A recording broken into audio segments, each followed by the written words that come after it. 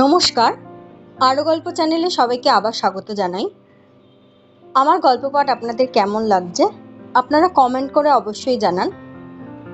আর যেসব শ্রোতা বন্ধুরা শুনছেন তারা অবশ্যই চ্যানেলটাকে একটু সাবস্ক্রাইব করে দেবেন। আজ আমি আরেকটা নতুন গল্প পাঠ নিয়ে এসেছি। আজকের গল্প পাঠ প্রচিত গুপ্তের লেখা গল্প প্যাঁচা। মন্দিরার কেমন একটা অস্বস্তি হচ্ছে, বেশি নয় হালকা একটা অস্বস্তি। কিসের অস্বস্তি? একটা গ্রাম্য রোগা ভোগা ছেলেকে দেখে অস্বস্তি হবে কেন?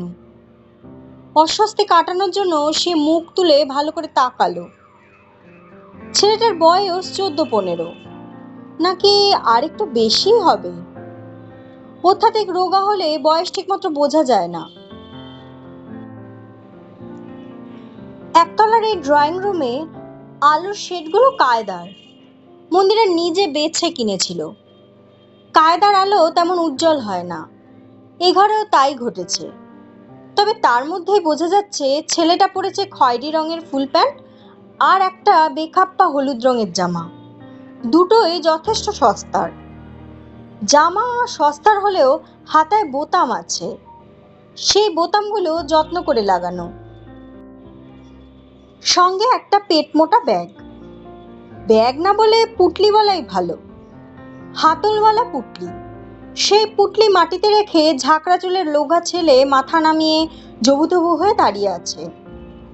ছেলেটার কাঁধগুলো কি একটু উঁচু, নাকি দাঁড়ালে উঁচু লাগে? গা থেকে কেমন একটা পাড়া গায়ের বুনো বুনো গন্ধ আসছে। মন্দিরে বিরক্ত হলো। কল্যাণ ছেলেটাকে একেবারে ড্রয়িং রুমে নিয়ে এলো কোন আক্কেলে? এরা রোগের ডিপো হয়। কল্যাণের কি খেয়াল নেই বাড়িতে তার একটা 6 বছরের মেয়ে আছে? কল্যাণ টেবিলের ওপর অফিসের ব্যাগ রাখলো। পকেট থেকে মোবাইলটা বের করতে করতে সোফায় বসে পড়লো গা এলিয়ে। বলল, মন্দিরা, এর কথাই তোমায় ফোনে বলেছি, অনন্ত কাকা পাঠিয়েছে। এই তুমি দাঁড়িয়ে আছো কেন? এই টুলটা টেনে বসো। ছেলেটা বসলো না, দরজার পাশে যেমন দাঁড়িয়েছিল তেমন দাঁড়িয়ে রইল। মন্দিরা চোখ ছোট করে বলল, ও। কল্যাণ পকেট হাতড়ে একটা ভাঁজ করা কাগজ বের করলো। স্ত্রীর দিকে এগিয়ে ধরে বলল, এই দেখো অনন্ত কাকার চিঠি। অনন্ত কাকাকে তোমার মনে আছে? বাবা আর কাজের সময় এসেছিল। মন্দিরা মুখ ঘুরিয়ে বলল, না মনে নেই, আমি চিঠি দেখে কি করব? মন্দিরার চিঠি দেখার কোনো ইচ্ছে নেই। কি হবে দেখে? শ্বশুরমশাই মারা যাওয়ার আগেই দেশের জমি জমা সব বিক্রি করেছেন। দেশই নেই, সেই দেশের আবার কাকা জ্যাঠা। তাও নিজের হলে একটা কথা ছিল, কবে কোথায় ঘর বাড়ি দেখতো, সম্পত্তি পাহারা দিত, তার জন্য পাতানো সম্পর্ক। এইসব আজকাল চলে নাকি? যত সব গাইয়া ব্যাপার। কল্যাণ ঝুঁকে পড়ে বলল, আহা দেখোই না, দেখলে ব্যাপারটা বুঝতে পারবে। মন্দিরা বুঝতে পারলো তার স্বামী কৈফিয়ত দেওয়ার চেষ্টা করছে, বোঝাতে চাইছে খানিকটা বাধ্য হয়ে সে এই ছেলেকে বাড়িতে নিয়ে এসেছে। এটা কোনো কথা হলো? আজকালকার দিনে কেউ জোর করে কারো ঘরে একটা আস্ত মানুষ গছিয়ে দিতে পারে না। কল্যাণের মতো চালাক চতুর মানুষে এরকম একটা ভুল হয় কি করে? সন্ধ্যার মুখে যখন অফিস থেকে ফোন করে বলল, তখনই মন্দিরার একেবারে মনে হয়েছিল বারণ করি। তারপর ভাবলো থাক, ওর বাবার সেন্টিমেন্ট, তাছাড়া বলছে দিন কয়েকের মামলা, যা ভালো বোঝে করুক। অনিচ্ছা সত্ত্বেও মন্দিরা হাত বাড়িয়ে কল্যাণের হাত থেকে চিঠিটা নিল। এক টুকরো লাইন টানা কাগজে কাপা হাতে খুদে খুদে হরফে লেখা। কাগজটা যথেষ্ট নোংরা, জায়গায় জায়গায় কালি থেবড়ে আছে, ভাষাতেও গোলমাল। মন্দিরের পড়তে বেশ অসুবিধেই হচ্ছিল। স্নেহের কল্যাণ, তোমার সঙ্গে টেলিফোনে কথা অনুযায়ী মহাদেবকে পাঠাইলাম। আগেই বিস্তারিত সব বলেছি, আবার জানাই। মহাদেবের পিতামাতা অল্প বয়সে মারা যাওয়ার কারণে সে তার জ্যাঠার কাছে মানুষ। মহাদেবের জ্যাঠা তোমার পিতার বাল্য বন্ধু ছিলেন, তিনি এখন বৃদ্ধ হয়েছেন। শরীরের অবস্থা খারাপ, আর্থিক অবস্থাও ভয়ঙ্কর। ভাইপোর খরচ চালানো আর তার পক্ষে অসম্ভব। কটা দিন নিজের কাছে রেখে ছেলেটিকে যদি কোনো কাজকর্ম জুটিয়ে দিতে পারো তাহলে উপকার হয়। তুমি মহাদেবকে কলকাতায় পাঠাতে বলেছ শুনে উনি অনেকটাই চিন্তামুক্ত হয়েছেন। এখন দেখো যদি কোনো ব্যবস্থা হয়। ছেলেটি খারাপ নয়, এবছর মাধ্যমিক পরীক্ষা পাশ করেছে, শান্তশিষ্ট প্রকৃতির, নিজের মনে থাকতে ভালোবাসে। তোমাদের কোনো অসুবিধে হবে না। আর কি, ভালো থেকো, ভগবান তোমাদের মঙ্গল করুন। তোমার মা কেমন আছেন? ওনাকে আমার প্রণাম জানিও। বৌমাকে আমার আশীর্বাদ দিবে। তোমাদের দেখিতে খুব ইচ্ছা হয়। ইতি অনন্ত কাকা। চিঠি ভাঁজ করতে করতে মন্দিরা প্রথমে ঠোঁট বেঁকালো, তারপর চোখ তুলে বলল, ও তাই বলো, তুমিই আসতে বলেছিলে? এ কথাটা তো আমাকে বলনি। কল্যাণ পকেট থেকে সিগারেটের প্যাকেট বার করলো, আমতা আমতা করে বলল, না মানে ক্যাজুয়ালি বলেছিলাম। অনেক সময় হয় না, কেউ কোনো রিকোয়েস্ট করলো আর আমরা দুম করে বলে ফেললাম ঠিক আছে পাঠিয়ে দেবেন দেখব, সেই রকম আর কি। ফোন করলো, ব্যস্ততার মধ্যে বলে দিলাম। অনন্ত কাকা যে সত্যি সত্যি পাঠিয়ে দেবে বুঝতে পারিনি। যাক, যা হওয়ার হয়ে গেছে, কটা দিন দেখি কি করা যায়। কল্যাণ এক মুহূর্ত থামলো, সিগারেট ঠোঁটে নিয়ে পাশে দাঁড়িয়ে থাকা কিশোরের দিকে একবার আর চোখে তাকালো, তারপর গলা নামিয়ে বলল, একটা সময় অনন্ত কাকা অনেক করে দিয়েছে, অত জমি জমা বাবারা তো যেতে পারতো না, অনন্ত কাকা না দেখলে হয়তো বেহাতি হয়ে যেত। সেই জমি টমি বেচেই তো বাবা এত বড় বাড়িটা করে গেছেন। তাছাড়া মন্দিরা, সামনের সপ্তাহে আমি ট্যুরে যাচ্ছি, বড় অ্যাসাইনমেন্ট, একসঙ্গে 3টে কোম্পানির কাজকর্ম ইন্সপেকশন করে ফিরব। প্লিজ এই কটা দিন একটু ম্যানেজ করে নাও, ফিরে এসে ঠিক একটা ব্যবস্থা করে ফেলবো।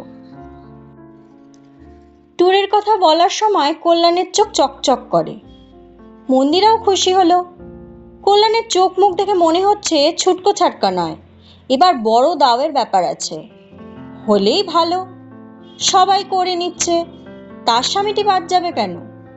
তাছাড়া কল্যাণ বাইরে গেলে অতীনের সঙ্গে একদিন প্রোগ্রাম করা যেতে পারে, অনেকদিন ওর সঙ্গে প্রোগ্রাম হয় না।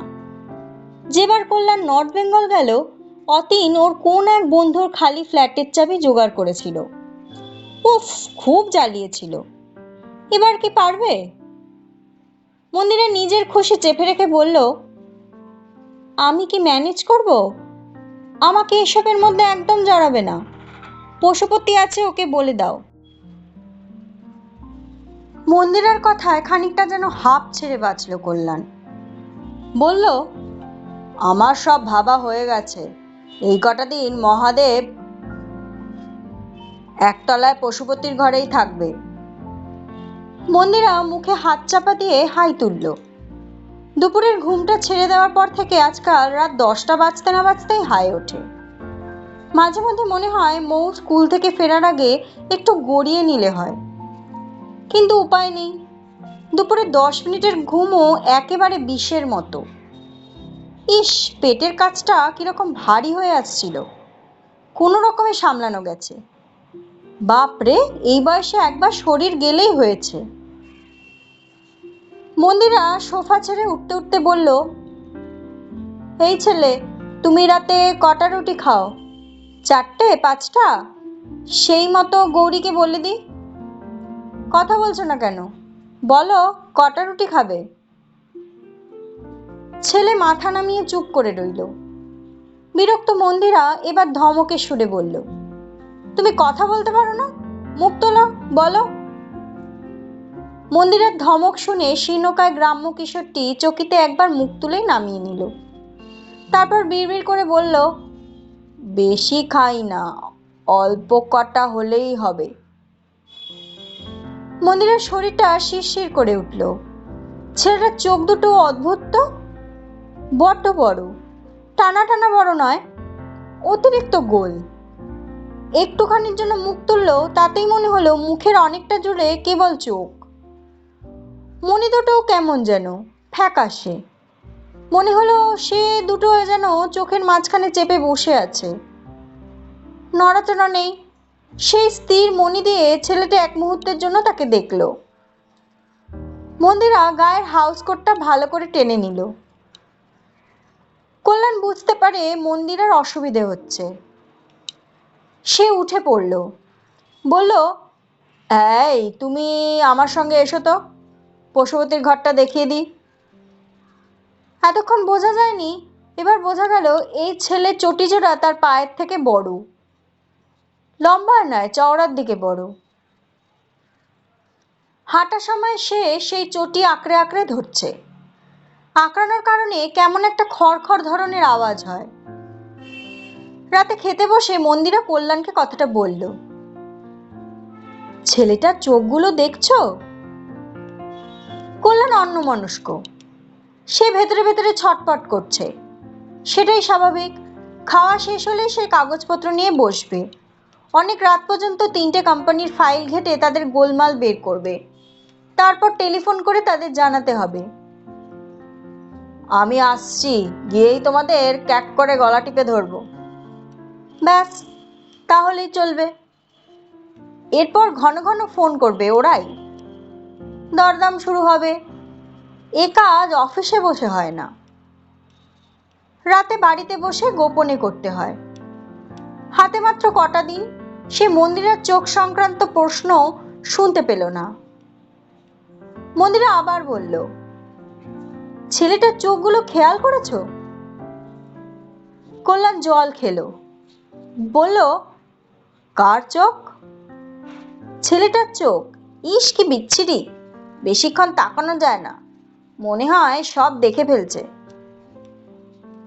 কল্যাণ টেবিল ছেড়ে উঠতে উঠতে হাসলো, বলল, ছেলেটার চোখ দেখবো কেন সোনা? দেখলে তোমার চোখ দেখব। তাছাড়া ওর চোখ তোমাকেই বা দেখতে হবে কেন? নিচে থাকবে, ওর সঙ্গে দেখাই হবে না তোমার। মন্দিরা খানিকটা নিজের মনে বলল, সে জানি না, আমার বিচ্ছিরি লাগলো তাই বললাম। মানুষের আবার অত বড় চোখ হয় নাকি? তাকানোটা বিচ্ছিরি, গা গিনগিন করে।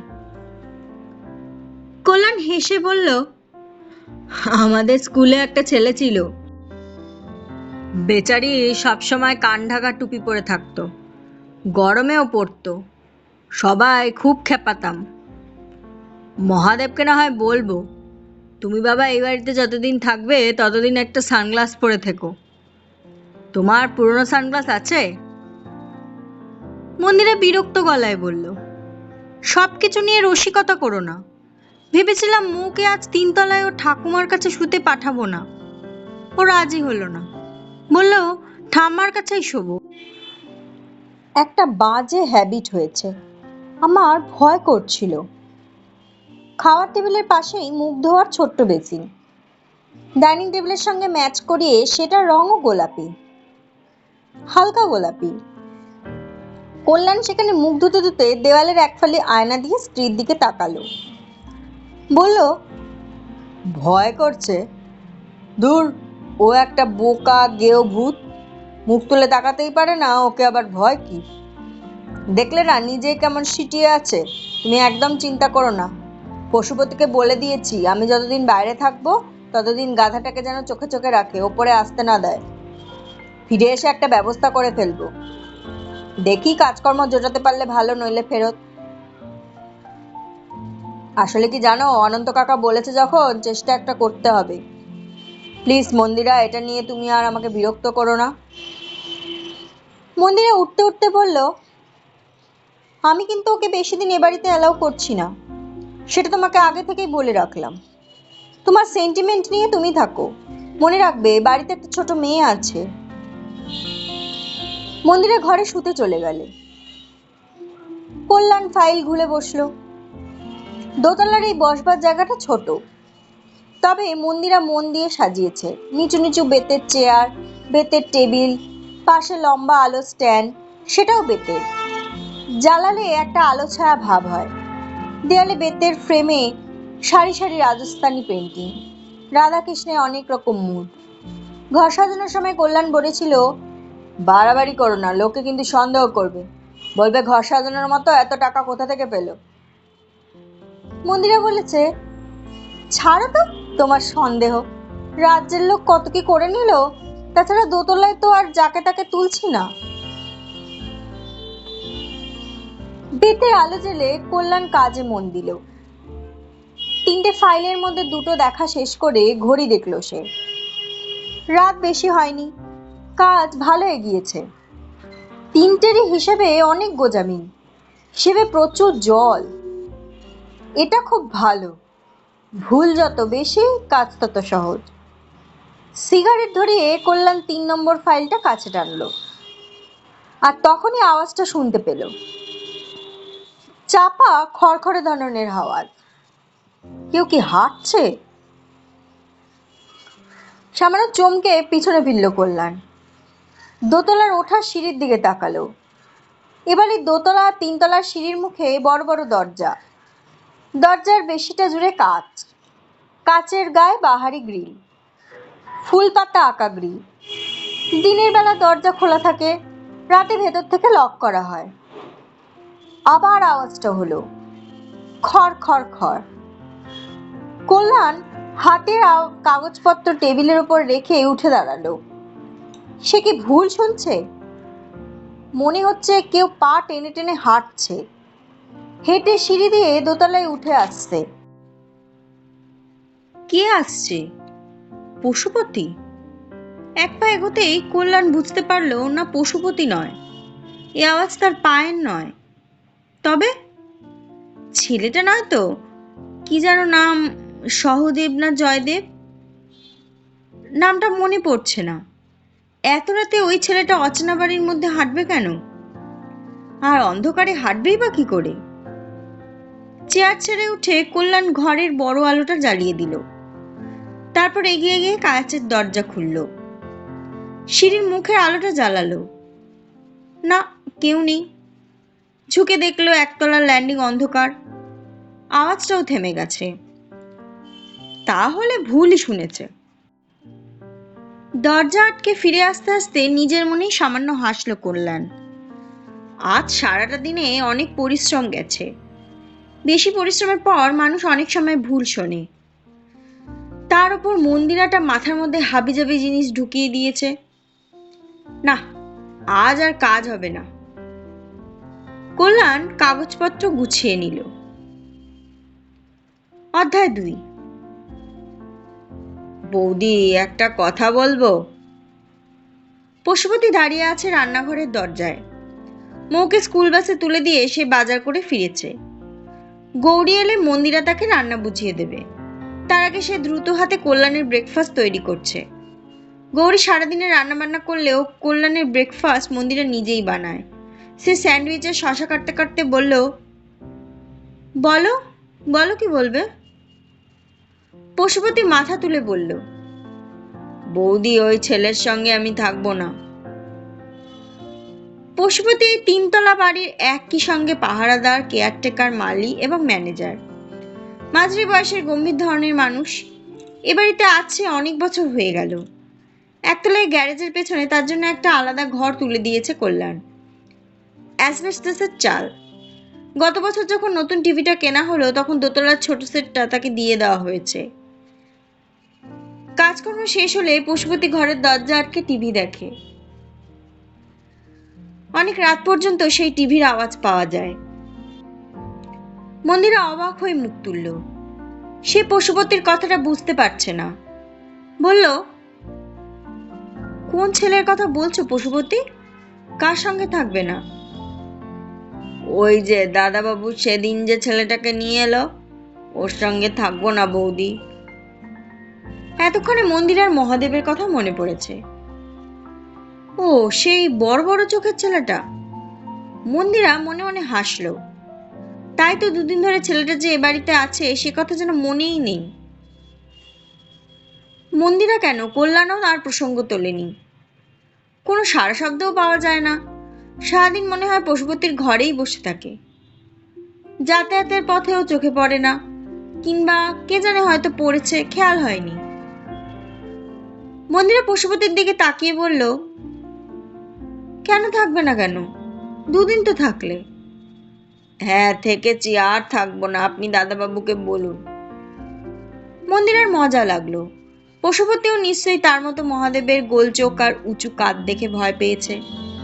ট্রেতে স্যান্ডউইচের প্লেট, চায়ের কাপ ডিশ সাজাতে সাজাতে বলল, ছেলেটাকে দেখতে কেমন যেন, কোনো গোলমাল করেছে নাকি? না ওসব নয়, অন্য ব্যাপার। মন্দিরা থমকে দাঁড়িয়ে বলল, ব্যাপার? কি ব্যাপার? পশুপতি গলা নামিয়ে বলল, মহাদেব রাতে ঘুমোয় না। ঘুমোয় না? পশুপতি ফিসফিস করে বলল, না ঘুমোয় না। প্রথম দিন ভেবেছিলাম নতুন জায়গায় বলে ঘুম হচ্ছে না, সেদিন কিছু বলিনি, কিন্তু পরে বুঝতে পারলাম ঘটনা অত সহজ নয়। এই ছেলে শুধু দেখে থাকে না, সারা রাত তক্তপোষের ওপর বসে থাকে, বসে বড় বড় চোখ দিয়ে তাকিয়ে তাকিয়ে দেখে। মন্দিরা ভুরু কুচকে বলল, দেখে? কি দেখে? অন্ধকারে কি দেখবে পশুপতি? সে জানি না বৌদি, কাল রাতে ঘুমের মধ্যেই আমার কেমন একটা অসুবিধে হলো, শরীরের অসুবিধে। অম্বল হলে যেমন হয়, অনেকটা সেরকম। গলা জ্বালা, বুকে এক চাপ মতো, ঘুম ভেঙে গেল। জল খাবো বলে উঠে পড়লাম, উঠে দেখি ও মা, এ ছেলে আজও কাঁধ উঁচু করে বসে আছে, চোখ এতখানি করে তাকিয়ে আছে। অন্ধকারে সে দুটো যেন আরো বড় লাগে। আমি কেমন জানি ঘাবড়ে গেলাম, কিন্তু ঘাবড়ালে তো চলবে না। তখন ধমক দিয়ে বললাম, এই বসে আছিস কেন, ঘুমা। সে বলল, ঘুম আসে না। আমি বললাম, ঘুম আসে না তো বসে থাকবি? চোখ বন্ধ করে ঘাপটি মেরে শুয়ে থাক। জল খাবি? সে বলল, খাবো না। তারপর দলা পাকিয়ে তক্তপোষের কোণে শুয়ে গেল। আমিও শুলাম, কিন্তু ঘুম আসতে চায় না। খানিক পরে বৌদি কেমন একটা সন্দেহ হয়, মনে হলো গায়ের কাছে কি যেন নড়ে। পাশ ফিরে দেখি ছেলে ফের উঠে বসেছে, চোখ টান টান করে তাকিয়ে আছে, সেগুলো অন্ধকারে জল জল করে। আর মন্দিরা জিজ্ঞেস করে, আর আর কি? পশুপতি বিড়বিড় করে বলে, আর ঘাড় নাড়ে বৌদি, একবার এদিক একবার ওদিক। বৌদি আমি ওর সঙ্গে শোবো না, আপনি আজই দাদাবাবুকে জানিয়ে দিন। চা ঢালতে ঢালতে মন্দিরের সংক্ষেপে কল্যাণকে পশুপতির ঘটনা বলল, এমনকি ঘাড় নাড়ার ঘটনাটাও। কল্যাণ বিরক্ত গলায় বলল, কি হলো আবার? বেশ তো চলছিল। আসলে পশুপতি গল্প বানাচ্ছে, ওর অন্য জায়গায় লেগেছে। পশুপতি আজকাল রাতে ঘরে বসে একটু আধটু খায়টায়। আমি একদিন ওর ঘরে মদের গন্ধ পেয়েছি। পুরনো লোক, কিছু বলি না, সারাদিন খাটাখাটনি করে। মন্দিরা চোখ বড় করে বলল, উমা সে আবার কি? বাড়ির মধ্যে বসে নেশা ভাঙ করবে কি গো? কল্যাণ হাত নাড়িয়ে বলল, সে আর কি বলবো বলো, সবাই ঘুমিয়ে পড়লে দরজা বন্ধ করে খাচ্ছে। এসব লোককে ছোটখাটো কারণে কিছু বলতে নেই, আফটার অল বিশ্বাসী। ছেড়ে চলে গেলে মুশকিল। এত বড় বাড়ি কে সামলাবে বলো? তাছাড়া অসুবিধে তো কিছু করছে না। তবে এবার ওর নিজেরই অসুবিধে হয়ে গেছে, ঘরের মধ্যে আর একটা মানুষ এসে গেছে, এখন তাকে তাড়াবার জন্য আজগুবি গল্প ফেটেছে। তুমি ওসব একদম কানে নেবে না। মন্দিরা অবাক হয়ে বলল, আমি কিছুই জানতাম না। কল্যাণ চায়ের কাপে লম্বা চুমুক দিল, বলল, ফালতু জিনিস তুমি জেনে কি করবে? আর তাছাড়া তোমাকে বললাম না, কটা দিন একদম বিরক্ত করো না, এবারের মাছগুলো বড়, আমিও জমিয়ে ছিপ ফেলেছি। কথা শেষ করে কল্যাণ চওড়া করে হাসলো। মন্দিরা খানিকটা নিশ্চিন্ত হলো, বলল, তোমার মায়ের চোখের ছানিটা এবার সমস্যা করছে, সকালে বলছিলেন। কল্যাণ মুখ তুলে বলল, শুয়ে আছে নাকি? না শুয়ে নেই, ঠাকুর ঘরে আছেন। বাইরে যাওয়ার আগে একবার ডাক্তার নন্দীকে দেখিয়ে দিও। এখন হবে না, ফিরে এসে অপারেশনের ব্যবস্থা করব। তুমি বরং আজ থেকে মৌকে নিচে এনে শুইও। মন্দিরা বলল, নাতনি তো ঠাকুমা ছাড়া ঘুমোতেই চায় না। অসুবিধে নেই, গৌরীকে রাতে কটা দিন এসে থাকতে বলেছি, ও রাজি হয়েছে। কিছু হলে ডাকবে। তবে তুমিও বড্ড বাড়াবাড়ি করছো, যেভাবে রাত জেগে কাজ শুরু করেছো। কল্যাণ হেসে বলল, ডার্লিং, কিছু কাজ রাতেই করতে হয়, অন্ধকারে, যখন কেউ দেখতে পাবে না সেই সময়। আমি বরং চট করে একবার ওপর থেকে মাকে দেখে আসি। কল্যাণ ওপরে যেতেই মন্দিরে উঠতে উঠতে দ্রুত হাতে মোবাইলে নাম্বার টিপল। অতীন কি কোনো ব্যবস্থা করতে পেরেছে? না পারলে বলছে এখানেই আসবে। কল্যাণ যেদিন রওনা দেবে সেদিন সন্ধ্যেতেই আসতে চায়। সেটা কি ঠিক হবে? বাড়িতে এত লোক থাকবে। মন্দিরা অতীনকে ধরতে পারল না, তার নম্বর ব্যস্ত। খানিক পরে কল্যাণ যখন 3 তলা থেকে নেমে এলো, তখন তার মুখ গম্ভীর। মন্দিরা বলল, কি হলো, মায়ের সমস্যা বেড়েছে নাকি? না, বাড়েনি। বুঝলে মন্দিরা, ভাবছি একতলায় সিঁড়ির মুখে একটা কোলাপসেবল বসিয়ে দেব। মন্দিরা অবাক হয়ে বলল, কেন? কল্যাণ বলল, না কিছু নয়, দুমদাম কেউ ওপরে উঠে আসতে না পারে, একটা প্রিকশন বলতে পারো। আজকাল যা সব হচ্ছে, পশুপতি বাইরে গেলে তো নিচটা ফাঁকাই পড়ে থাকে। মন্দিরা বিরক্ত মুখে বলল, তোমাকে তো আগেই বলেছিলাম। ভালো, তাও আজ হঠাৎ মনে হলো। কল্যাণ চুপ করে থাকে, কেননা জিনিসটা তার হঠাৎ মনে হয়নি। খানিক আগেই তার 72 বছরের বৃদ্ধা মা তাকে জানিয়েছেন কদিন ধরে রাতে তিনি নাকি কেমন একটা আওয়াজ শুনছেন। অদ্ভুত আওয়াজ, মনে হয়েছে বাগানে কে যেন হাত পায়ের নখ দিয়ে গাছ আঁচড়ায়। আওয়াজ হয় খড়খড়। অধ্যায় 3। অন্ধকারে কি করছো মৌ? খেলা করছি মা। কি বোকার মতো কথা বলছো? তুমি ওপরে ঠাকুমার কাছে যাও, নয়তো ড্রয়িং রুমে গিয়ে খেলো। অন্ধকারে কখনো খেলা করা যায়? কেন যাবে না? মন্দিরা বিরক্ত হলো। কি সব শিখছে মেয়েটা? ধমকের ভঙ্গিতে বলল, আবার বোকার মতো কথা? অন্ধকারে কি কিছু দেখা যায়, কেউ দেখতে পায়? কেন পারবে না, মহাদেবদা তো পায়।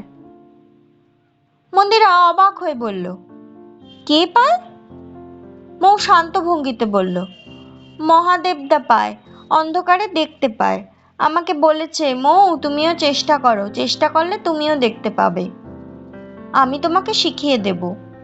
একবার শিখে গেলে দেখবে আর অসুবিধে হচ্ছে না, অন্ধকারে সব দেখতে পাচ্ছ। তাই আমি চেষ্টা করছি মা। বিকাল থেকে আজ মন্দিরার কপালের মাঝখানটা টিপ টিপ করছিল। এটা পুরনো অসুখ। অন্ধকারে কিছুক্ষণ শুয়ে থাকলে এই ব্যথা সেরে যায়, সেই কারণেই খানিক আগে মন্দিরা ঘর অন্ধকার করে শুয়ে আছে।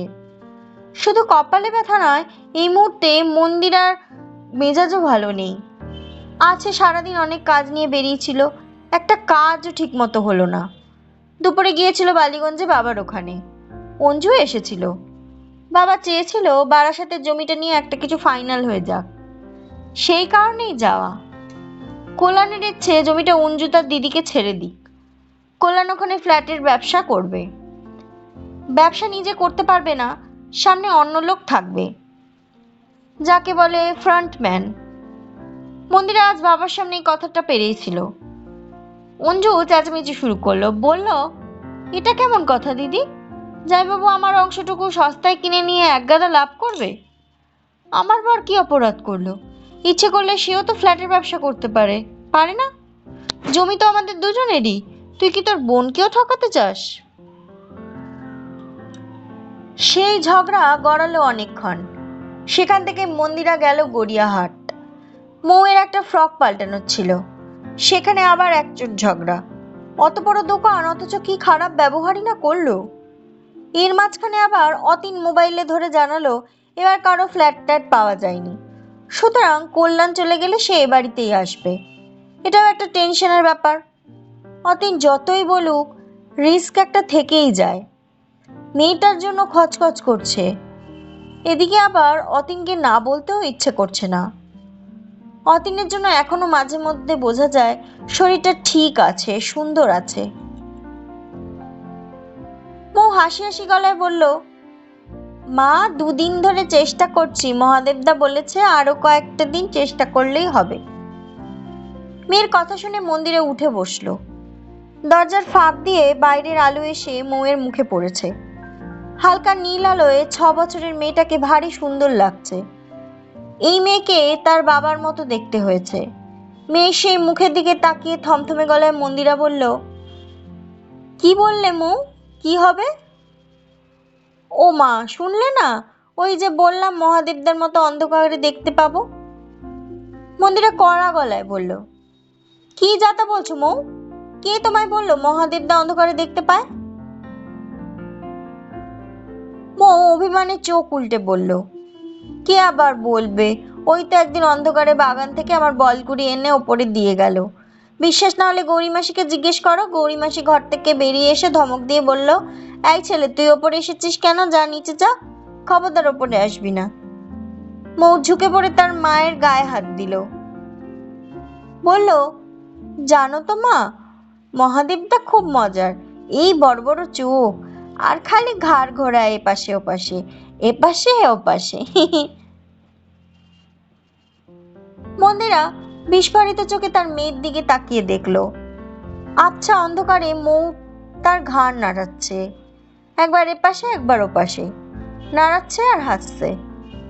মন্দিরা বিড়বিড় করে বলল, stop it Mou, stop it.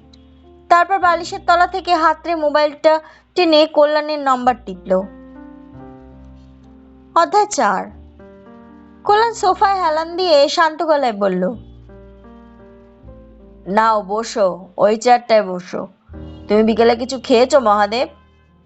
Mahadev বসলো না, দাঁড়িয়ে থাকা অবস্থাতেই বলল, হ্যাঁ খেয়েছি। কি খেয়েছো? বসে বসে কথা বলো, কি খেয়েছো?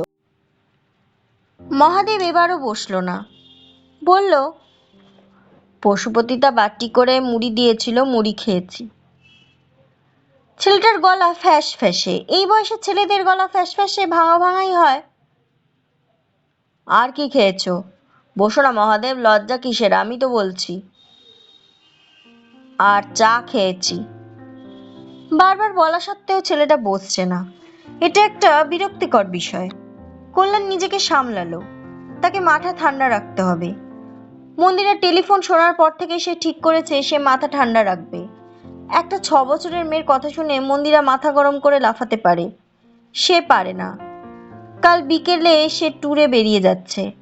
এখনই সে এই সমস্যাটার মোটামুটি একটা সমাধান করে ফেলতে চায়। পাকা সমাধান করতে আরেকটু সময় লাগবে। একটা পার্টির সঙ্গে কথা হয়েছে, ওদের অফিসে পিয়ান দরকার। প্রথম দিকে মাইনেপত্র কম, তবে অফিসে থাকতে দেবে। কল্যাণ ট্যুর থেকে ফিরে এলে কাজটা ফাইনাল হয়ে যাবে মনে হচ্ছে। এই কটা দিন বাড়ির লোকদের একটু সামলে সুমলে রাখতে হবে। তবে ছেলেটাও গোলমাল পাকিয়েছে। রাতে জেগে থাকাটা না হয় ছেড়ে দেওয়া যায়, কিন্তু অন্ধকারে দেখতে পাওয়ার গল্পটা? হয়তো ছোট মেয়েকে মজা করেই বলেছে, কিন্তু এ ধরনের গ্রাম্য মজা শহরে চলে না। মন্দিরা রেগে যাওয়াটা অস্বাভাবিক নয়। একতলার ঘরে মহাদেবকে ডেকে নিয়েছে কল্যাণ। মন্দিরাকেও আসতে বলেছিল, সে রেগে বলেছে, আদিক্ষেতা করছো, আমি কেন যাব? হয় ওকে এই মুহূর্তে ঘাট ধরে বের করে দাও, নয়তো কড়াভাবে বলে দাও যে কটা দিন এখানে থাকবে যেন স্বাভাবিক আচরণ করে। আমার মেয়েকে বলে কিনা অন্ধকারে দেখতে শেখাবে, এত সাহস পেলে কোথা থেকে? কল্যাণ ঠান্ডা গলায় বলল, তুমি মাধ্যমিকে কোন ডিভিশনে পাশ করেছো মহাদেব? Second division. সেকেন্ড ডিভিশনে? বাহ, ভেরি গুড। শোনো মহাদেব, এর মধ্যেই তোমার জন্য একটা কাজের কথা বলেছি। কটা দিনের জন্য আমি বাইরে যাচ্ছি, ফিরে এসে কাজটা ঠিক করে ফেলবো। বেশি ছোটাছুটির ব্যাপার নেই, অফিসে পিয়নের কাজ, পারবে তো? মহাদেব এবার মুখ তুলল। হ্যাঁ, কথাটা ঠিকই। চোখ দুটো বড্ড বড়, ভুরু ঘন, মণিগুলো কেমন যেন। ওগুলো নড়ছে কি নাকি স্থির? মণিনারা দেখা হলো না, তার আগেই মহাদেব মাথা নামিয়ে দিল এবং ঘাড় কাত করে বলল, হ্যাঁ পারবো। তারপর কয়েকটা পা এগিয়ে এসে চেয়ারের হাতল ধরে দাঁড়ালো। কল্যাণ একটু থামলো। দেশের ছেলে বলে দরদ কি একটু বেশি দেখানো হয়ে যাচ্ছে? কথা কি আরো কঠিনভাবে বলা উচিত? মনে হচ্ছে তাই উচিত। এবার খানিকটা গম্ভীর করে কল্যাণ বলল, মহাদেব, রাতে তোমার ঘুমের অসুবিধে হয়? মহাদেব এক মুহূর্ত চুপ করে থেকে বলল, রাতে আমি ঘুমোই না। ঘুমোও না? কল্যাণ চমকে উঠেও নিজেকে সামলালো, বলল, ঘুমোও না তো কি করো? কিছু করি না, এমনি ঘুমোই না। ইনসোমনিয়া, অনিদ্রা? তাই হবে। এর চিকিৎসার ভার তাকে দেওয়া হয়নি, বরং ভালোই হলো, যার সঙ্গে কথা হয়েছে তাকে বলে দেওয়া যাবে এই ছেলে পিয়নের সঙ্গে রাতে পাহারাদারের কাজও করতে পারবে। কল্যাণ গলা খাকারি দিয়ে বলল, ঠিক আছে, ঘুম না হতে চাইলে জোর করে ঘুমোতে হবে না। তবে এ বাড়িতে যতদিন থাকবে খেয়াল রাখবে, তুমি রাতে না ঘুমালে অন্যরা রাতে ঘুমায়, তাদের জন্য অসুবিধে না হয়। এটা পাড়াগা নয় যে ঘুম হলো না বলে মাঝরাতে মাঠে গিয়ে খানিকটা হাওয়া খেয়ে এলে। এখানে চুপচাপ বিছানায় শুয়ে থাকবে। মহাদেব ঘাড় নাড়ল। কল্যাণ খুশি হলো, ছেলেটা মনে হচ্ছে বুঝছে। কল্যাণ ভুরু কুচকে বলল, তুমি রাতে হাঁটাচলা করো নাকি, স্লিপ ওয়াকিং? মহাদেব মুখ তুলল, মনে হয় প্রশ্নটা ঠিক বুঝতে পারল না। না, এ ছেলের চোখ দুটো সত্যি সত্যি অস্বস্তিকর। কে জানে সেই কারণেই হয়তো বেশিরভাগ সময় মাথা নামিয়ে থাকে। মানুষের যে কত রকম কিছু হয়। কল্যাণ উঠে পড়ল। তারপর তাড়াতাড়ি ডিনার সেরে ফাইলগুলো নিয়ে বসতে হবে। আজ শুধু বসা নয়, পার্টিগুলোকে এক এক করে টেলিফোনে ধরতে হবে। কথা চলছে, ফাইনাল দরদাম হবে আজ রাতেই। এই ছেলের পিছনে আর সময় নষ্ট নয়। যা বলবার বলে দেওয়া হয়েছে, বেশ কঠিনভাবেই বলা হয়েছে। বাকি রইল শুধু একটাই। সে কথা আরো কড়াভাবে বলবার জন্য কল্যাণ মনে মনে প্রস্তুত হলো। মহাদেব, আজ তুমি একটা খুব বড় অন্যায় করেছো। আমার মেয়েকে মিথ্যে কথা বলেছো, তুমি কি সেটা জানো? মহাদেব চুপ করে লইল। শুনলাম তাকে বলেছো তুমি নাকি অন্ধকারে দেখতে পাও। শুধু দেখতে পাও না, তুমি নাকি তাকে অন্ধকারে কি করে দেখতে হবে তার কায়দা শিখিয়েও দেবে, বলেছো তুমি? মাথা নামানো অবস্থায় একদিকে ঘাড় নাড়ল মহাদেব। কল্যাণ ধমকের বন্দিতে চোখ কুঁচকে বলল, ছি ছি, একটা ছোট মেয়েকে এমন একটা আজগুবি কথা কি করে বললে? তুমি নাকি অন্ধকার বাগান থেকে তার বোল কুড়িয়ে দিয়েছো, মৌ তার মাকে বলেছে। আমি অন্ধকারে দেখতে পাই? কল্যাণ থমকে গেল। চোখ দেখতে না পেলেও সে মহাদেবের মুখের দিকে তাকিয়ে বলল, দেখতে পাও মানে? আমি অন্ধকারে দেখতে পাই, অন্ধকারও দেখতে পাই। ছেলেটা বলছে কি? মাথা খারাপ নাকি? এরকম কিছু তো অনন্ত কাকা বলেনি। কল্যাণ কষ্ট করে হাসলো। সেই হাসিতে একটা ঘাবড়ে যাওয়া ভাব আছে। গলা নামিয়ে বলল, সে আমরা সকলেই অল্প বিস্তর দেখতে পাই, কিছুক্ষণ তাকিয়ে থাকলে অন্ধকারে চোখ সওয়া হয়ে যায়। আর অন্ধকারে দেখতে পাওয়াটা আবার কি ব্যাপার? তুমি যখন বাগানে মোয়ের বল খুঁজেছিলে তখন নিশ্চয়ই বিকেলে সামনে আলো ছিল, সে আলোতেই তুমি জিনিসটা দেখতে পেয়েছিলে। এই কথাটা তুমি তাকে বলনি, গোপন করে গিয়েছিলে। সে বেচারি ভাবলো সত্যি সত্যি তুমি অন্ধকারেই বল দেখতে পেয়েছো। কাল মোয়ের সঙ্গে দেখা হলে ওকে বলবে তুমি মোটেই অন্ধকারে দেখতে পাও না। সেও যেন এই খেলাটা আর না খেলে, কেমন? সামনের মানুষ একটু যেন নড়ল না, বিড়বিড় করে আবার বলল, আমি অন্ধকারে দেখতে পাই। এবার কল্যাণের রাগ হচ্ছে। আচ্ছা ঠ্যাটা ছেলে তো। সে খুব জোরে একটা ধমক দিতে গিয়ে নিজেকে সামলালো, বলল, আবার একই কথা বলছো? তুমি না লেখাপড়া শিখেছো, লেখাপড়া শিখে এমন বোকার মতো কথা কেউ বলে? না, তোমাকে দেখছি কাজকর্ম দেওয়া মুশকিল আছে, ভাববে একটা পাগলকে পাঠিয়েছি। এসব আর যেন না শুনি, বুঝতে পারলে? যাও এখন।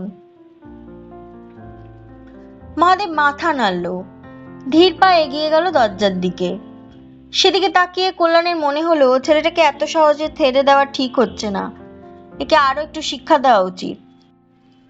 সে গলা তুলে বলল, এই দাঁড়াও তো, দেখি তুমি কেমন অন্ধকারে দেখতে পাও। তুমি নিজেই জেনে যাও, তুমি যেটা বলছো সেটা একটা আজগুবি মিথ্যে কথা।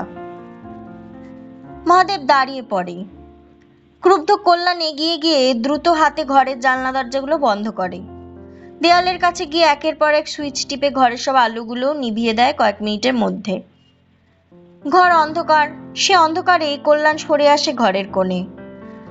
আরো অন্ধকারে আস্তে গিয়ে টেবিলে অল্প ধাক্কা খায়। এবার ডান হাতটা তুলে চ্যালেঞ্জের সুরে বলে, নাও এবার বলো কটা আঙ্গুল, বলো, বলে ফেলো, দেখি কেমন অন্ধকারে দেখতে পাও তুমি। কল্যাণীর গড়া চড়া এবং উত্তেজিত। কল্যাণীর এই আচরণে মহাদেব কতটা অবাক হয়েছে বোঝা গেল না, কারণ অন্ধকারে তার মুখ দেখা যাচ্ছে না, কিছুই দেখা যাচ্ছে না। তাকে অস্পষ্ট একটা শরীরের মতো লাগছে। সেই শরীর চুপ করে আছে।